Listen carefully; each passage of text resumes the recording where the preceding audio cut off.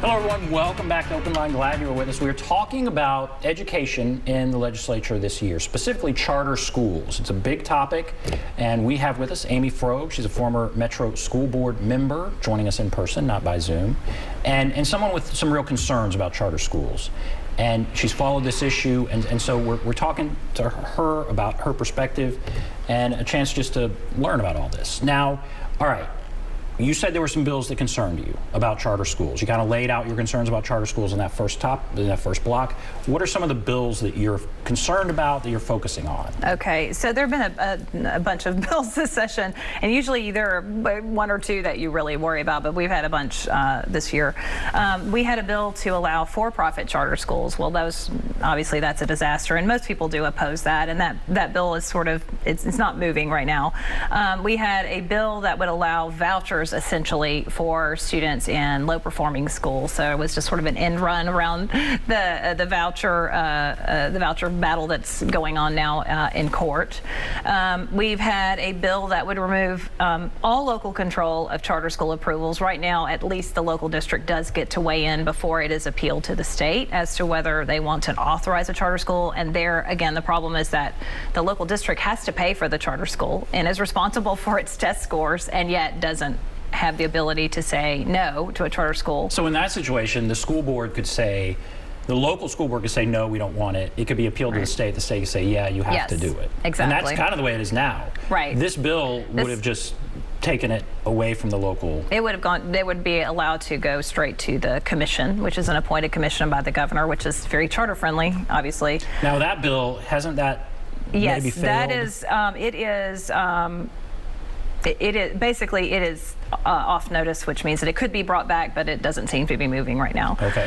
However, part of that bill was also this land grab for charter schools, and so there was a provision in it that would have allowed charter schools to take possession of a publicly funded property for $1. It provided that it was under-enrolled to a certain percentage. The bill's been amended, but it was, after the first bill failed, it was tacked onto another one. So it is moving still.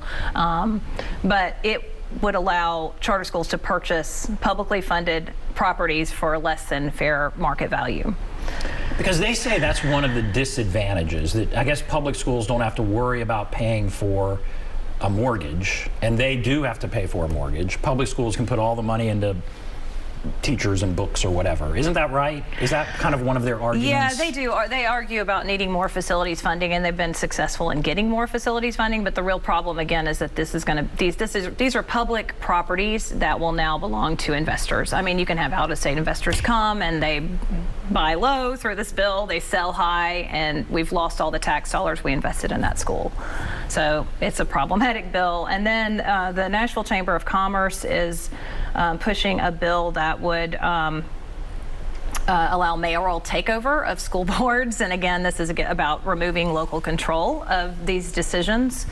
And then we have a new funding formula that the governor has proposed, which again is a vehicle for privatization, and that's another problematic bill that's pending. That's a big one. That's a big one. and they're talking about it's going to increase school funding by a lot.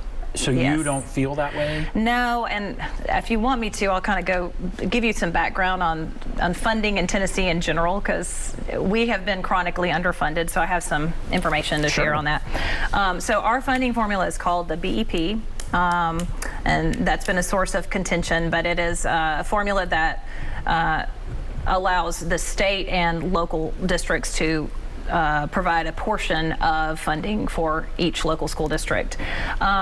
Tennessee spends $4,300 less per student than the national average, and generally we are underfunded by $2 billion a year.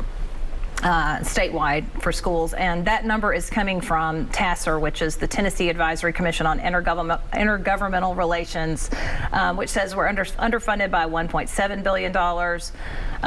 BEP funding is about $7.4 billion, but the state report card shows that real spending on schools is $9 billion statewide. So again, that all comes out to about $2 billion underfunded. So the problem is that if the state is not providing its share, then the local school districts have to make up the difference. In Tennessee, a family of 4 pays about $1,000 in extra taxes to offset the state's underfunding of public education. There are also just pay gaps. So, for example, there's a teacher pay gap where the teachers are supposed to receive a certain amount, but they're actually underfunded by about $7,600 per teacher. And so when you add all of that up, we've got this formula that says we have to pay for the actual cost of hiring these people, but we're not getting enough funding to do that. I mean, again, the local district has to make up that amount. And I thought the governor said he's going to put $1 billion more in, right, which would seem to make up a big gap of that. Well, so the problem with his proposal is that it's very unclear where that money is going. First of all, so nobody really knows what that means. That sounds really good, but we don't know where the money's going. And so basically, there's several issues. The first is that it is an unclear bill. The second is that it codifies a preference for charter schools. So charter schools, again, would get an extra weight, which really makes no sense. I mean, it would make sense to give an extra weight for certain students with higher needs, but just because you go to a charter school doesn't, you shouldn't be getting extra funding just to attend the school. There is also a problem with loss of local control through this bill because it allows for a provision called direct funding, and that would allow Commissioner Penny Schwinn to decide both programming and spending within certain areas such as literacy, et cetera. That means that local districts would not be able to choose which programs they use or how much they spend on them. And Commissioner Schwinn has a history of no-bid contracts, including for her own husband. So there's no oversight of how that money is going to be spent, how much money is coming out of that. And then finally, it's going to result in tax increases statewide, locally. There's a hold harmless provision, which means that it will not roll out until after 3 years, and really after the governor, may be gone at that time. And then finally, I would say you're creating this perverse incentive to monetize students. So, if you've got extra funding for EL students and special needs students, that sounds good, but does that mean charter schools are then going to try to target those kids? Many charter schools have a history of not actually providing services for those students, and some charter schools have been shut down for that reason. So who is going to monitor whether that spending is actually being directed toward the students? And so you're monetizing certain students over others. So there are just a lot of problems with the bill, and again, we really need at least $2 billion extra funding, according to the state's own commission. I mean, this is not some outside source, just to break even. And again, where's the $1 billion going? I mean, nobody really understands where the money's going to go under TISA. One of the things Phil Williams has done some stories on is the Hillsdale College. Yeah. And that's a more conservative college that's talking about setting up 50 to 100 schools in the state. What about that? Those would be charter schools. Right. Are you concerned by that, and what are you watching with that?